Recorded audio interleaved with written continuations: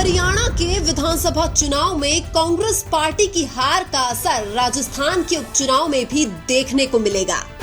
क्या राजस्थान के उपचुनाव में भी कांग्रेस पार्टी जो दावा कर रही है वो परिणाम आने पर खोखला साबित होगा? विधानसभा चुनाव में भारतीय जनता पार्टी कैसे हारी हुई एक बाजी जीत जाती है? हरियाणा के विधानसभा चुनाव का जो अप्रत्याशित परिणाम आया है उसने सभी को चौंका दिया है, क्योंकि हरियाणा में जो कांग्रेस 60 से 70 सीट जीतने का दावा कर रही थी वो मात्र 37 सीटों पर सिमट गई है। हरियाणा के विधानसभा चुनाव में खुद भारतीय जनता पार्टी भी हार मान चुकी थी। हालांकि अभी भी कांग्रेस पार्टी के कुछ नेता हरियाणा में कांग्रेस की इस हार को स्वीकार नहीं कर रहे हैं, लेकिन अंततः कांग्रेस को हरियाणा के विधानसभा चुनाव में हुई हार को स्वीकार तो करना ही पड़ेगा।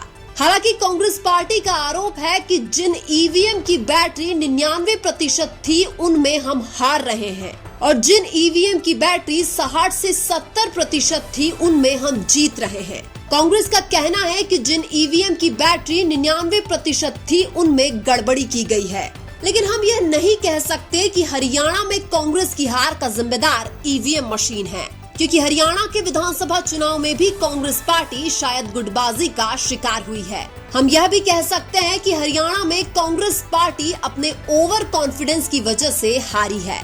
कुछ लोगों का यह भी कहना है कि भूपेंद्र हुड्डा ने टिकट बंटवारे में मनमानी की थी, इसीलिए कांग्रेस पार्टी को हार का सामना करना पड़ा है। इसके अलावा यह भी माना जा रहा है कि हरियाणा में कुमारी शैलजा को नजरअंदाज करना भी कांग्रेस को भारी पड़ा है। जिस गुटबाजी की वजह से कांग्रेस राजस्थान में हारी थी, शायद उसी गुटबाजी की वजह से कांग्रेस हरियाणा में हारी है। कांग्रेस की हार का एक कारण यह भी रहता है कि बीजेपी जिताऊ उम्मीदवार को टिकट देती है और कांग्रेस काम चलाऊ उम्मीदवार को टिकट देती है। हरियाणा में बीजेपी अगर इतने विरोध के बावजूद दोबारा सत्ता में आ जाती है तो कांग्रेस को चिंतन करने की जरूरत है। हरियाणा के पिछले 50 साल के इतिहास में कोई भी पार्टी लगातार 10 साल से ज्यादा सत्ता में नहीं रही है, लेकिन इस बार के विधानसभा चुनाव में बीजेपी ने पिछले 50 साल का रिकॉर्ड भी तोड़ दिया है। सबसे बड़ी बात तो यह है कि एक भी एग्जिट पोल ने बीजेपी को हरियाणा में बहुमत नहीं दिया था। हरियाणा में इस बार क्षेत्रीय पार्टियों का भी दबदबा खत्म हो चुका है, क्योंकि हरियाणा में इस बार के विधानसभा चुनाव में ज्यादातर सीटों पर कांग्रेस और बीजेपी में सीधी टक्कर देखने को मिली है। लेकिन सवाल यह है कि हरियाणा में कांग्रेस की इस हार की जिम्मेदारी कौन लेगा?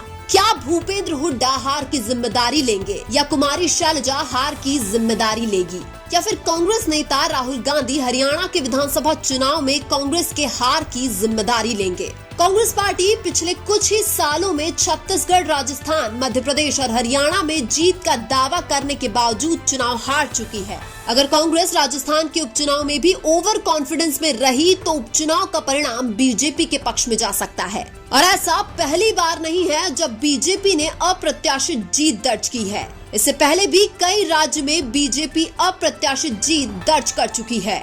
हालांकि कांग्रेस के गठबंधन ने जम्मू कश्मीर में बहुमत हासिल कर ली है, लेकिन कांग्रेस के लिए हरियाणा जैसे राज्य में विधानसभा चुनाव जीतना बहुत जरूरी था।